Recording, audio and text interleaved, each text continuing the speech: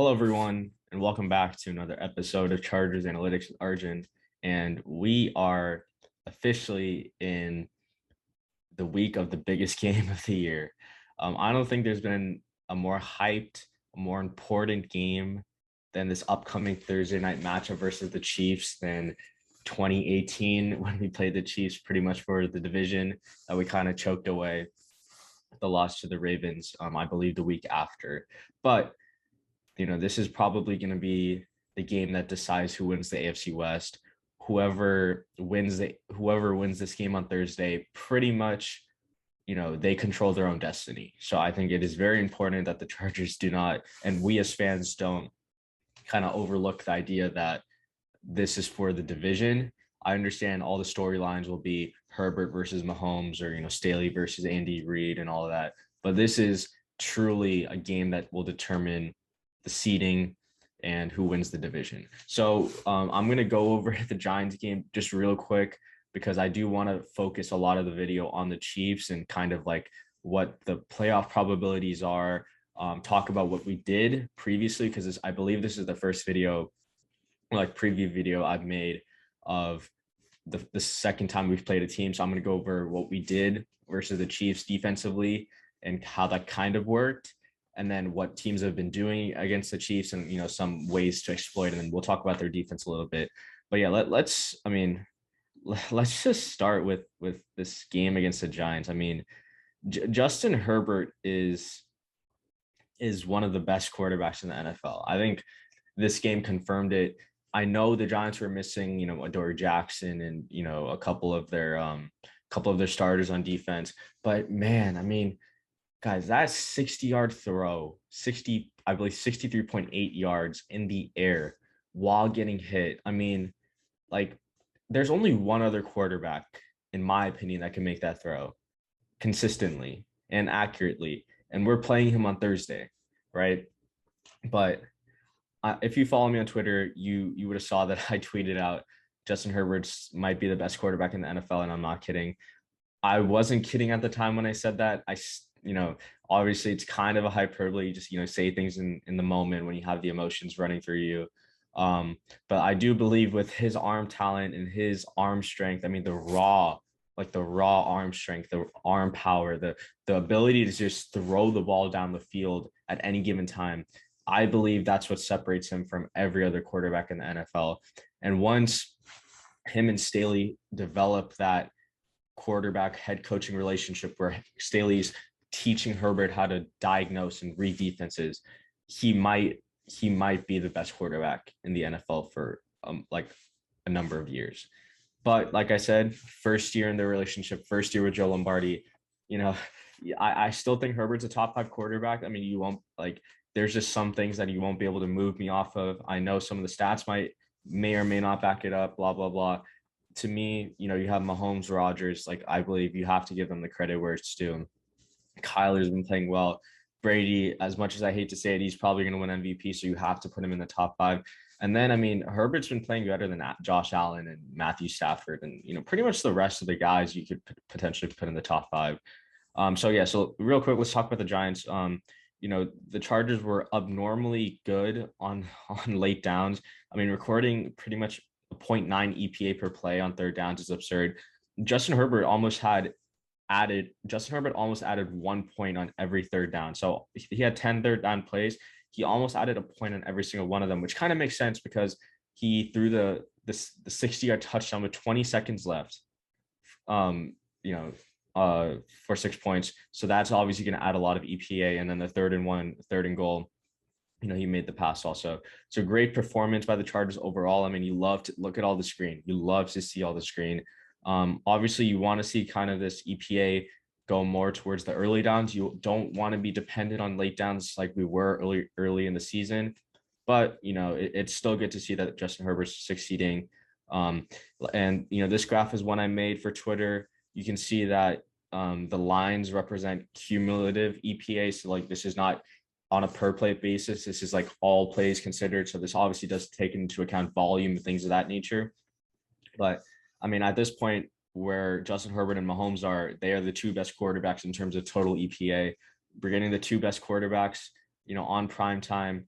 In fact, my guy Tage actually put this together. Just since 2018, Justin Herbert and Patrick Mahomes have been the two of the best three quarterbacks on prime time, which is like it's like Herbert's been really good compared to the rest. I mean, the difference between Herbert, who's number one, and Watson, who's number two, is almost the difference between like number two and number five or number six, right? So that's great to see.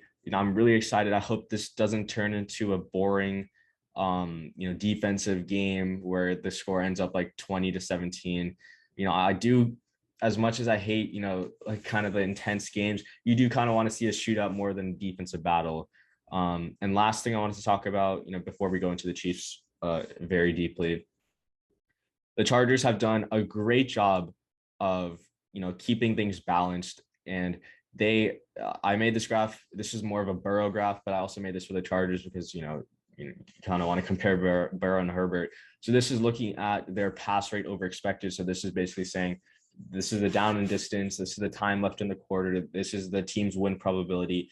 What is the expected probability that they should pass the ball? The Chargers have passed the ball over expected on early downs in like over 0. So they've had a positive pass rate over expected in 11 of their 13 games. The past 4 games have been pretty good. I personally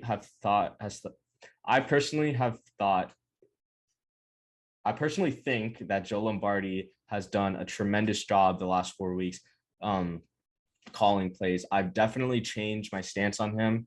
I think when you start off so hot, the expectations are so high for you to continue that. Defenses are going to catch on. And I realized that in the first 5 weeks, you're pretty much calling the plays that you install during training camp. Then the next couple of weeks is about installing new plays. Like, and it's not stuff that you have a lot of time to run in practice because, practices are only like 2 hours. So when you're installing new plays, it could take some time for it to actually work. So that's where we saw, the Patriots, the Ravens, the Vikings game where, Herbert kind of struggled, but the play calling was kind of, up and down. The last 4 weeks, we've really seen this, rise of Herbert and some really good play calling by Lombardi that was evident pretty much in the game against the Giants. So let's talk about what the Chargers did versus the Chiefs. So I think first thing we have to talk about, this graph was made by the director of analytics, Michael Lopez. You can see here, he's the director of data and analytics at the NFL. So he actually works for the NFL. But you can see that the Chargers, so he made this graph to show that the Chargers have had the most variant, or like they've had the most, not volatile, but like they've changed their coverages the most throughout the year. Like they're never going to play the same coverage game after game like, Gus Bradley did, where he literally ran the same game plan he did versus the Chiefs, and he got lit up for another 40 piece. This time in Kansas City. We're not here to talk about Gus Bradley, though. We're here to talk about Brandon Staley. So you can see like the Chargers, their bars, in terms of length for each colors, is almost different week to week, which is interesting. Like we talk about, does this coaching staff know how to adjust in game versus pre-game? Like, do they change up their game plans? And I think Brandon Staley does a good job of that. So let's talk about what he did versus the Chiefs back in week 3. So as you can see, he ran cover 1 50 times against Patrick Mahomes. Mind you, this was, I believe, the game we didn't have Chris Harris, so we were starting Michael Davis, Asante, and Tavon Campbell. This was the Tavon Campbell breakout game. This was the game that everyone overreacted to and said, oh, this is, Tavon Campbell might be the best corner on the Chargers because he locked a Tyreek Hill and he had 2 peanut punches, which, that's great to see, but turnovers are fluky. And that's the thing we have to remember.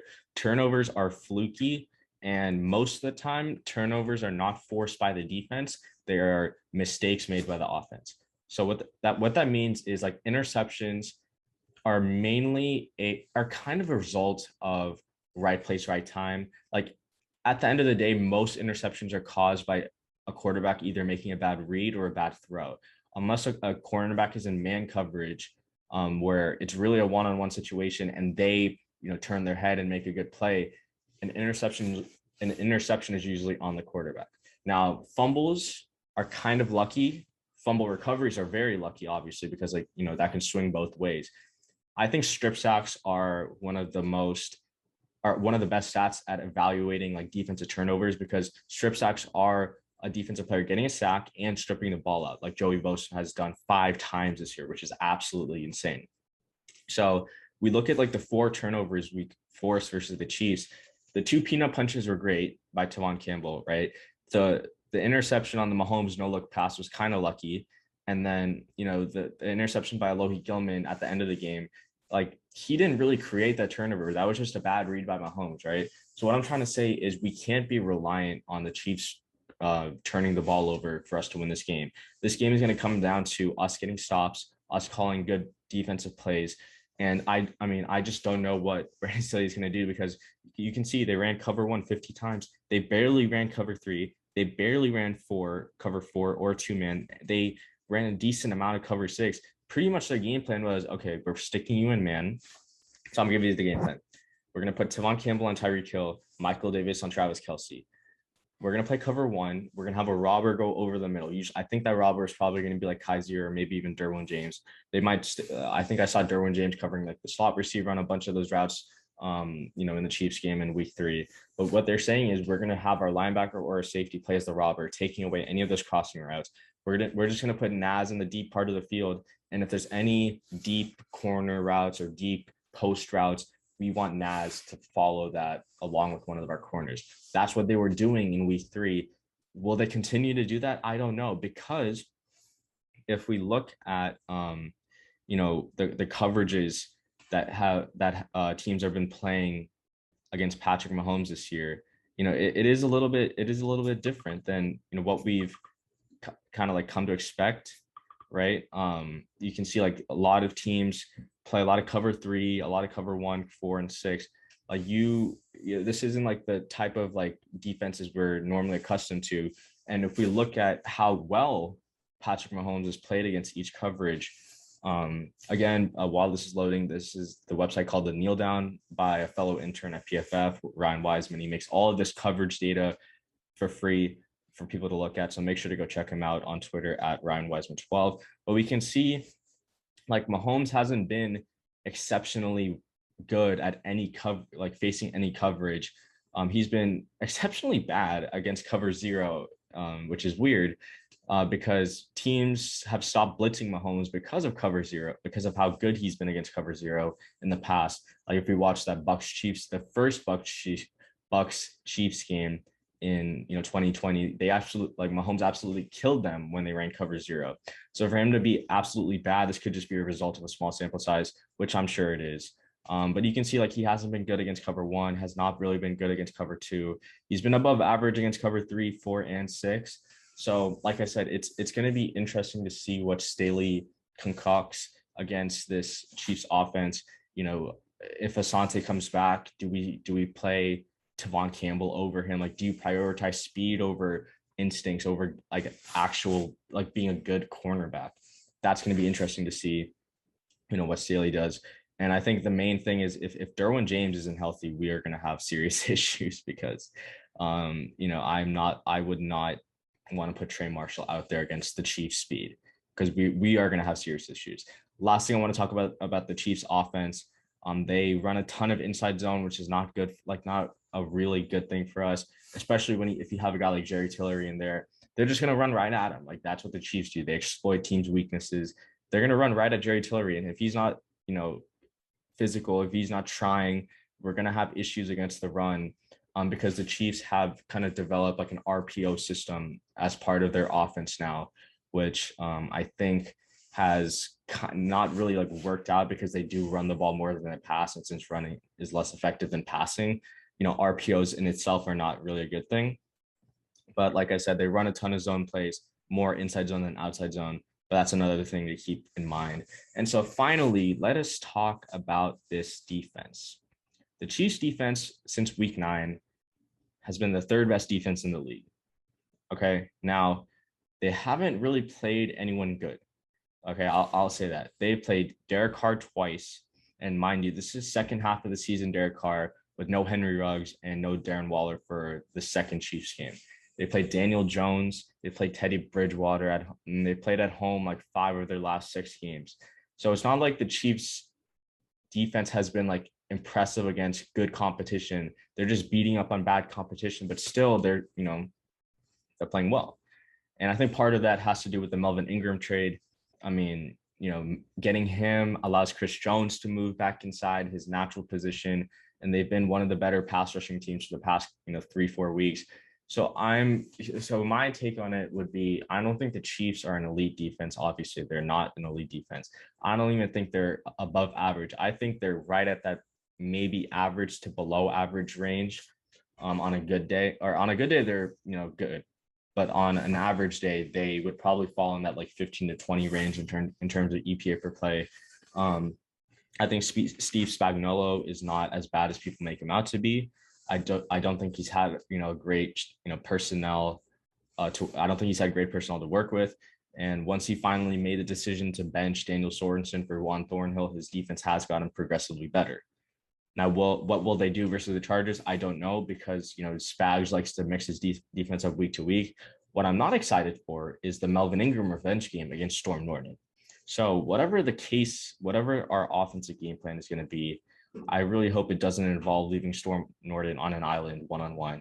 In fact, I'm very scared of Chris Jones and Melvin Ingram lining up side by side against the right side of our offensive line. So if that happens, I want us to motion a tight end or running back and chip on every single pass play, because Justin Herbert goes as this offensive line goes. And if this offensive line is struggling, we're going to be in for a long day. So the last thing we're going to look at before we wrap up the video, just, the playoff, like what's going to happen if we win. So as you can see, I clicked this too early. Okay, so as of right now, we have a 36% chance to win the division. Chiefs have a 60% chance, right? We have an 86% chance to make the playoffs. So as of right now, we control our own destiny in terms of making the playoffs.